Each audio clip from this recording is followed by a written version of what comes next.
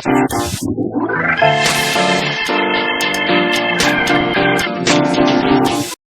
is our next lesson, which is the worksheet.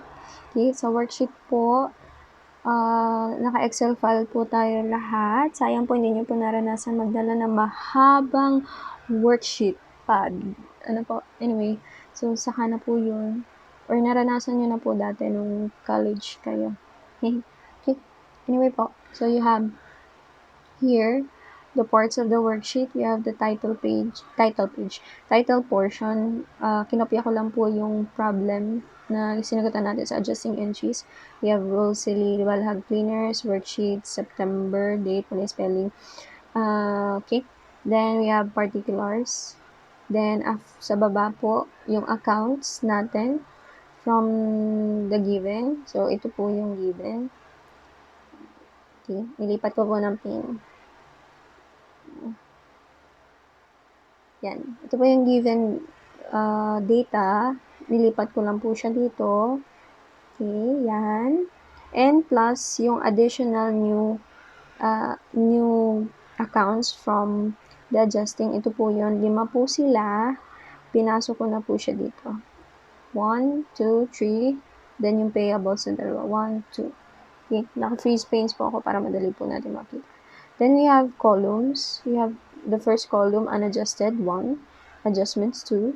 Adjusted trial balance, 3. Income statement, 4. Balance sheet, 5. Closing entry, 6. Post-closing entry, 7. You have 7 columns. Lahat po yan, tatapusin natin ngayon. Okay? So, first step po, you have to transfer the amounts from the unadjusted trial balance given. Ano pong gagawin? Punta lang po kayo sa given, copy nyo lang po yan, and then lipat nyo lang po dito. Pero be careful po kasi you have naisingit nyo na po yung mga bagong accounts. Kaya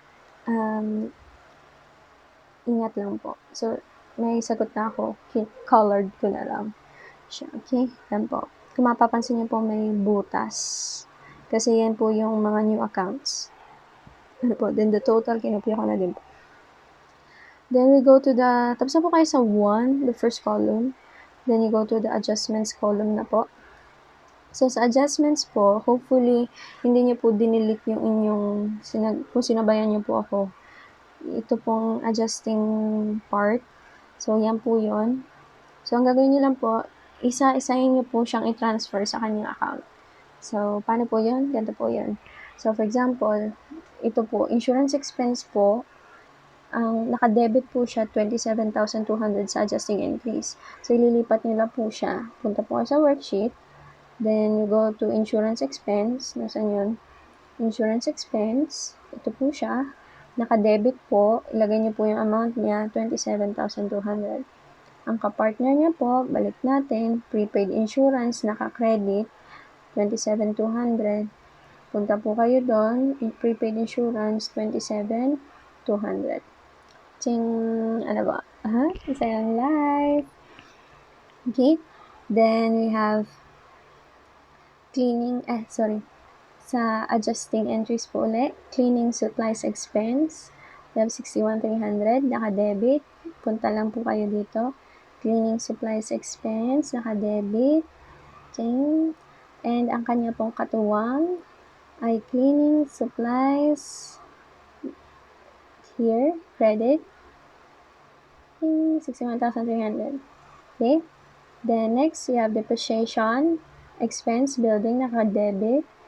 Depreciation. Para lang po, ang saya po ng life. Transfer lang po tayo. Technology, it's 2020. Okay. Then, ang kapartner niya po is accumulated depreciation. 128,000. Okay. The next po, we have interest expense. Interest expense, naka-debit. Nasa baba po siya. Interest expense, debit, 10,000. Ang kapartner niya po ay interest, payable. Okay. Then, next, yan po yan. Next, unearned cleaning revenues, 4,000. Unearned po, hanap, debit. Nasaan? Ano pala? Okay. 4,000. And then cleaning revenues, 4,000. And next, salaries expense, 16,800. Salaries expense, where are you? Debit. And then credit, salaries, payable. And, okay po. Yay! We're done. Yan na po yun. Ganyan na po dapat ang itsura niya. Okay? And the total, para malaman niyo po tama po yung debit credit niyo, balance din po ang total niya. 247,300. Pag hindi po balance ang debit credit niya, may mali po sa inyong ginawa. Okay? Yung ganun po nagka-counter check para po una pa lang nalalaman niyo na mali. Pag po talagang hindi magbalance ito, ibig sabihin mali po yung amounts na nasa adjusting entries niyo po. Ano po? Double check. Okay? Next. We go to, diba? Tapos na tayo sa dalawang columns. We go now to the third column, adjusted trial balance. Ano pong gagawin? Ililipat nyo lang po yung nasa unadjusted trial balance sa adjusted part. Okay? Pero, so ito pong dalawa, wala po siyang katapat na adjustments. So, diretso lang po siya, yung pa rin ang amount. Pero ito, si prepaid insurance, kung mapapansin niyo po, may katapat siyang amount, naka-credit po. So, ganito po ang rule niya. Pag debit, ang katapat niya po ay credit, ma-minus niyo po yon, deduction po. So, ito, kagaya po nito, debit, credit. Ang formula niya po, papakita ko niyo po sa inyo. Ay, sorry. Yan, okay. Huwag po kayo malilito ha. Dahil po siya naka-debit, ang balance niya po dapat ay naka-debit. Hindi po naka-credit. Nakakalito po yan talaga. Okay? Be careful na lang po. Again, pag po naka-debit po yung accounts unadjusted, sa adjusted po, naka-debit din po siya. Kung mapapasin niyo po, ganito ang formula niya. B9, the 34,000 minus E9. So, yun. Okay? So, lumabas na po yung 6,800. The same po with cleaning supplies. Okay? Ito po yung formula niya. 73,740 minus 61,300. Okay? Ito po, ang dalawang to, wala po siyang katapat. Yay! Then, this one po, credit. Pag naman po, credit, debit, i-add nyo po siya kasi parehas po yung kanyang balance. Credit, debit. So, dito po, kasi po siya naka-credit, nandito po siya. Okay? So, pindutin po natin. Ang formula niya po, kung mapapansin niyo, nandito po ang aking cursor. C13 plus E13. Ito po yun. 456,000 plus 128,000. You have 584,000. Then, you have accounts payable. Wala po siyang katapat. And then, this one, naka-credit po siya uli. Unearned cleaning revenues. May katapat po siya na debit. So, ibig sabihin deduction. Okay? Ito po yung formula niya. C15, 16,000 minus 4,000, 12,000. Okay? So, ito po ang sunod na dalawa. Wala po siyang katapat. Wala nga po siyang katapat din eh. Pero dahil po may adjustment siya, yun na po yun. Okay? 10,068. Okay? Mortgage, wala din. Balhag capital, wala pa. Then, dito po tayo sa baba. Si Balhag withdrawals, debit, wala pong katapat. Ito, si cleaning revenues, may katapat po siya. Credit po. So, ibig sabihin, addition po ito. Okay? So, 1,576,340 minus, plus E21, 4,000. So, yun po yun. Then, this one, you have debit. So, add po siya. Okay? So, ito po yung formula. You have 10,13,300 plus 16,800. Add. Then, wala pong katapat si cleaning and delivery check expense. May katapat po si interest. Debit po siya. Okay. This one, wala din. Ito po ay wala po siya sa unadjusted. Ibig sabihin, ito po yun yung accounts. Pero meron po siyang naka-debit. Okay? Kaya, ida-debit nyo na po siya. Okay? Moment of truth, kung tama po inyong gawa, dapat po balanse ang total ng adjusted trial balance. Ready na ba? Siyempre, nasagot ako na po yan kanina.